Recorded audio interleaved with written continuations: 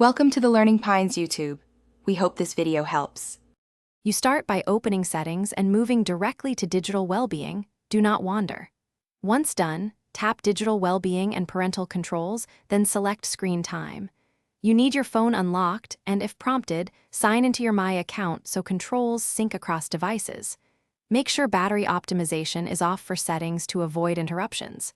This first stage gets you to the feature itself. Next, you will configure limits and schedules to control app use effectively. Now you set concrete limits. Tap App Timers and choose each app to assign a daily time limit in minutes or hours. Once selected, enable Focus Mode for groups of apps and schedule Bedtime Mode for reduced notifications at night. Make sure to adjust the daily goal to cap total screen minutes. This influences summary reports and nudges. If you want stricter control, enable parental controls and create a passcode so changes require authorization. This centralizes behavior controls before finalizing. Finish by reviewing the usage chart and confirming schedules, then save settings.